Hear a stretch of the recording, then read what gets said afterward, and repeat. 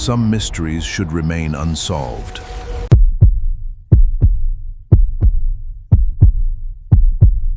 My name is Daniel. I'm from Ohio. And what happened to my family 3 years ago is something I still struggle to explain. I've told this story to only a few people, because every time I do, they either think I'm lying or they try to come up with some logical explanation. Maybe there is one. I honestly hope there is, because the alternative keeps me awake at night. This happened shortly after my wife and I moved into a rental house outside a small town. The place was old. Not haunted-looking old, just neglected.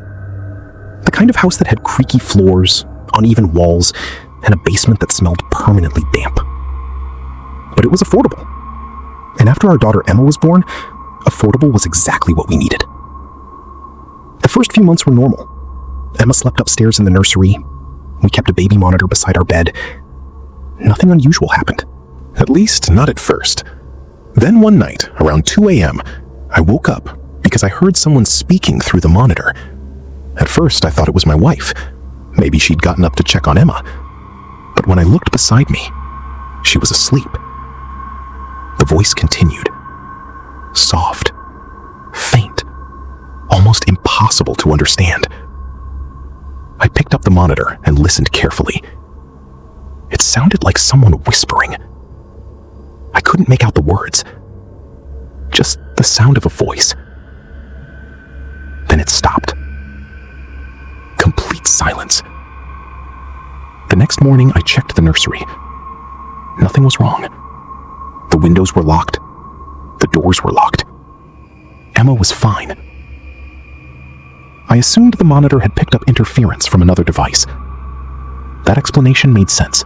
For about 2 days, then it happened again. This time I was awake when it started. I was watching TV downstairs while my wife slept. Emma had already been asleep for hours. Suddenly, the monitor crackled. Then I heard a voice. A man's voice. Very quiet. Very calm. Speaking directly into the monitor. I immediately muted the television. The voice continued. And this time I heard actual words. 3 words. She's awake now. I froze. The monitor showed Emma's room. She was still lying in her crib, motionless, sleeping. I ran upstairs, opened the nursery door. Emma was exactly where she should have been, still asleep. The room was empty. No one else was there. I searched every room in the house. Nothing. No signs of entry, no open doors, nothing. When I told my wife, she suggested changing the monitor. So we did. Brand new system. Different brand, different frequency. Problem solved. Or so we thought. A week later, I woke up around 3 a.m. and heard music. Very faint, coming through the monitor. A lullaby. Slow, distorted, like an old recording playing somewhere far away. I grabbed the monitor. The camera showed Emma standing in her crib, looking directly at the lens, completely still. The lullaby continued. Then, the monitor emitted a loud burst of static. The screen went black. I sprinted upstairs. When I entered the room, Emma was asleep. Not standing. Sleeping. Exactly where she'd been when we put her down. The camera had shown something impossible. The next day, I reviewed the monitor recordings. Nothing. No music, no static, no footage of Emma standing. The recording showed her asleep the entire night. I began questioning my own memory. Maybe I'd been half asleep. Maybe I'd imagined it. But then my wife heard it too. A few nights later, she woke me up. She looked terrified. She was holding the monitor. "Listen," she whispered. A voice was coming through the speaker, clear as day. An elderly woman, singing the same lullaby. Neither of us moved. Neither of us spoke. We just listened. The singing lasted almost 30 seconds, then stopped abruptly. No static, no interference, just silence. The next morning, my wife wanted to leave. Immediately. I convinced her we needed more evidence before assuming something supernatural was happening. That was a mistake, because things escalated quickly after that. The following week, Emma began talking. Not full sentences, just simple words. She was barely old enough. One afternoon while I was feeding her lunch, she pointed toward the hallway and smiled. Then she said something strange.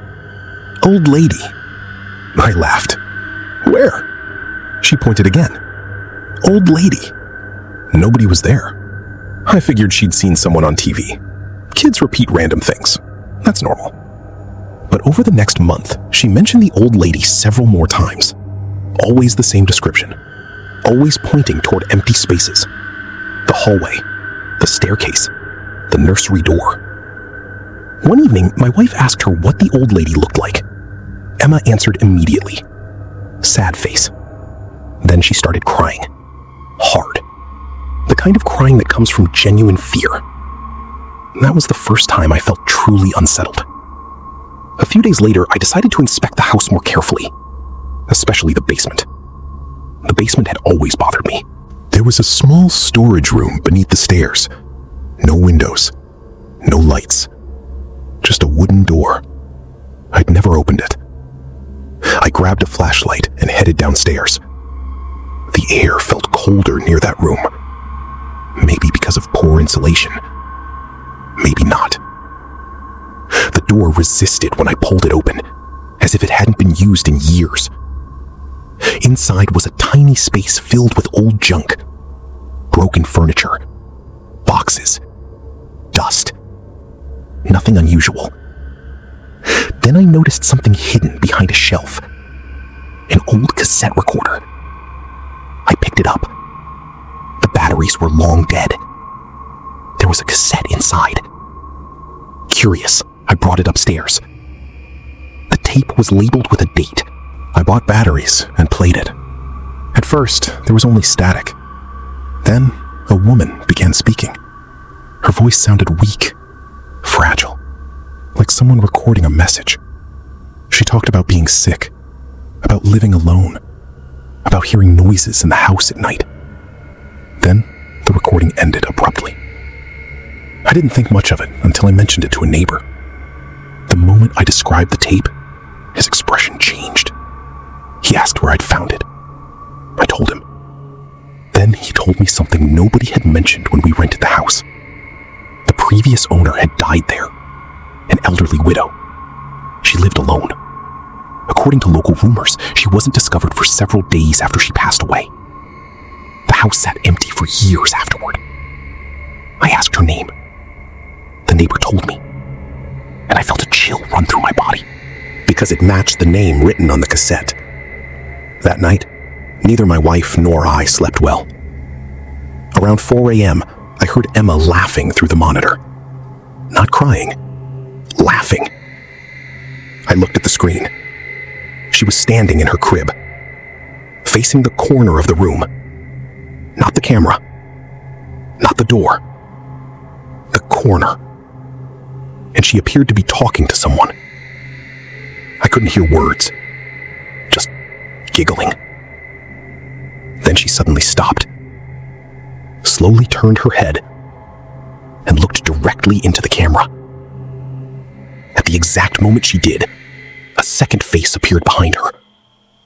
Only for a fraction of a second. An elderly woman. Pale. Expressionless. Then the screen went black. I ran upstairs faster than I've ever moved in my life.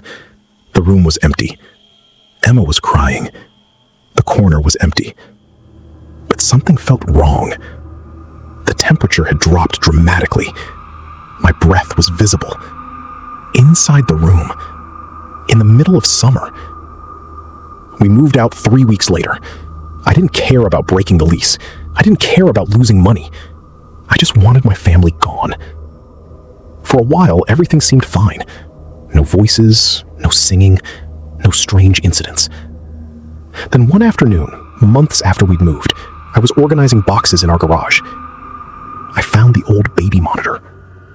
The one we'd thrown away. The broken one. I don't know how it got there. I know I threw it into a dumpster. I remember doing it. But somehow, it was sitting inside a sealed moving box. I stared at it for several seconds. Then, I noticed something. The monitor was powered on.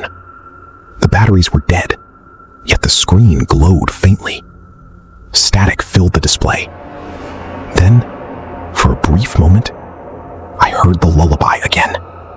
The same one. The same voice. Softly singing through the speaker.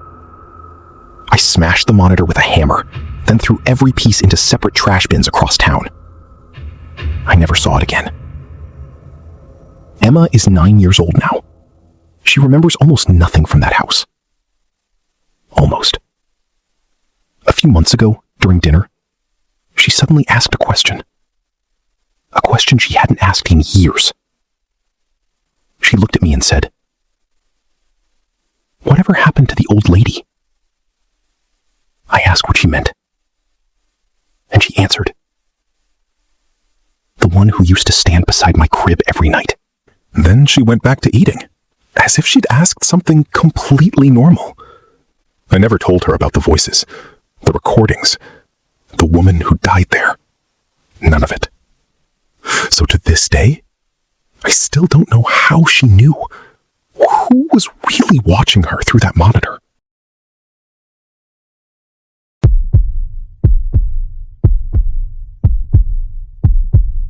My name is Marcus, and for almost 5 years, I worked the night shift as a security guard at a warehouse outside a small town in Pennsylvania. The job was boring most nights. The warehouse stored old office equipment, furniture, and archived documents. It was the kind of place where nothing ever happened. My shift started at 11 p.m. and ended at 7 a.m. Every hour I had to walk through the building, check every door, and make sure nobody had broken in.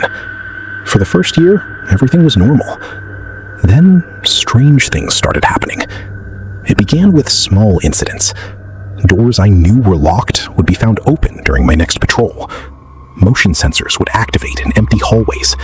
Security cameras would briefly lose signal for no reason. Management blamed faulty equipment, but I wasn't convinced. One night, around 2:30 a.m., I was watching the camera feeds when I noticed a figure standing at the far end of an aisle in storage section C. The image was grainy, but it clearly looked like a person. Assuming it was a trespasser, I grabbed my flashlight and headed over. The moment I entered section C, the aisle was empty. There was nowhere for anyone to hide.